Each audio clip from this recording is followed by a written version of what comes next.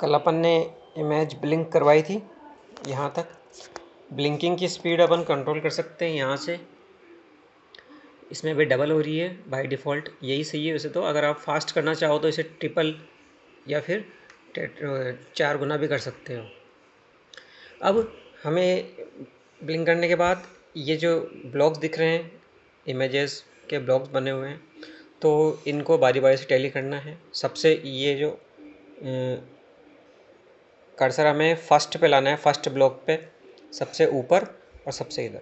अब इसको चेक करने का तरीका या तो 2 ब्लॉक ऊपर से और नीचे तक लाओ, फिर थोड़ा सा खिसका के नीचे से ऊपर लाओ, फिर थोड़ा सा इधर खिसका के ऊपर से नीचे लाओ, या फिर ऐसे भी कर सकते हैं, ऐसे फिर खिसका के नीचे, फिर ऐसे ऐसे सारा, ताकि सारा कवर हो जाएगा। क्योंकि अपन ने डबल जूम कर रखा है इसे, इसलिए थोड़े बड़े ब्लॉक्स हैं ना।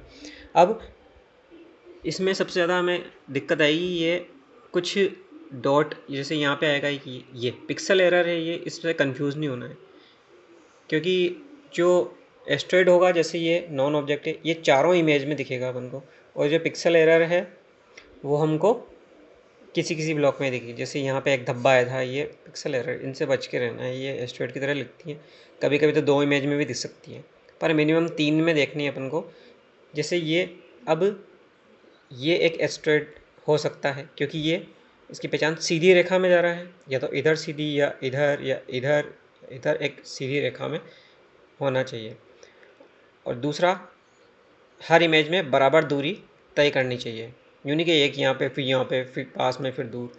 तो ये एस्ट्रॉयड की पहचान है। अब खोजने के बाद हमें क्या करना है ये दिख गया मान लो, तो हमें इस ब्लिंकिंग को यहाँ से स्टॉप करना है।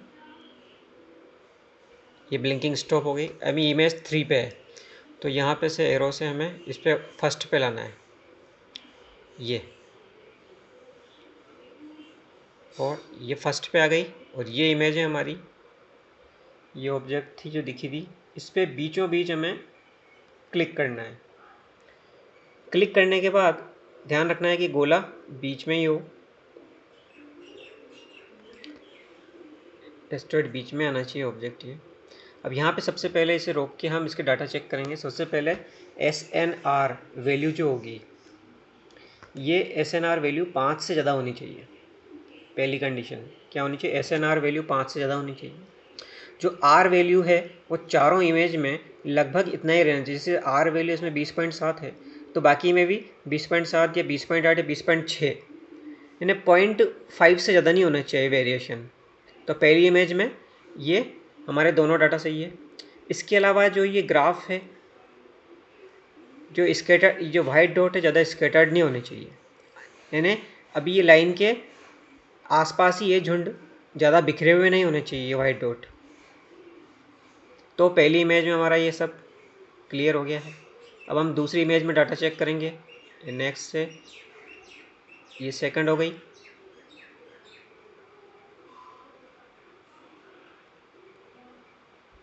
सेकंड इमेज में सेम वही कंडीशन, इस पर क्लिक करेंगे। ये SNR इसमें भी 5 से ज़्यादा ही है, ठीक है। R वैल्यू 19.8 थे, उसमें 20.7 दे रखी थी, तो ये लगभग बराबर ही है, और ये भी ज़्यादा स्कैटर्ड ही नहीं है। थर्ड इमेज में देखेंगे,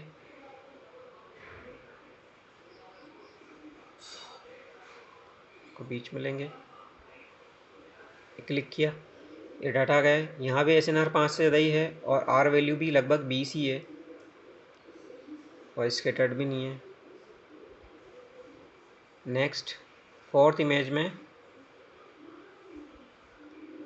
चेक करेंगे, SNR 5 से ज़्यादा ही है, R वैल्यू 20.6 है, लगभग सब में बराबर है। अब इसकी हम करेंगे नेमिंग।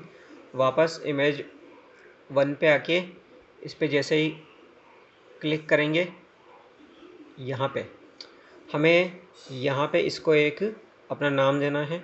नाम में 3 तो अल्फ़ाबेट होंगे और 4 डिजिट होंगी। 3 अल्फ़ाबेट, जैसे मैं उन्हें के नाम से UNH देता हूँ, UNH। अब इसको नाम दे देते हैं 0001, ठीक है। तो 3 तो हो गए अल्फ़ाबेट और 4 हो गए डिजिट, और इस पे देने के बाद इसको करेंगे एक्सेप्ट। तो ये यहाँ पे हमारा ये पिंक कलर में ये नाम आ चुका है। सेम यही प्रोसेस अपन सेकंड, थर्ड, फोर्थ के साथ करेंगे। सब में नाम सेम होना चाहिए, डिफरेंट नहीं होना चाहिए। UNH0001 आप अपने हिसाब से भी दे सकते हो, ठीक है। चारों में जब नाम दे देंगे तो ये चारों में इमेज हमारी ब्लिंक करते हुए पिंक दिखनी चाहिए, ठीक है। और एमबीसी रिपोर्ट इसकी कैसे बनाएंगे वो अगले वीडियो में बताऊँगा।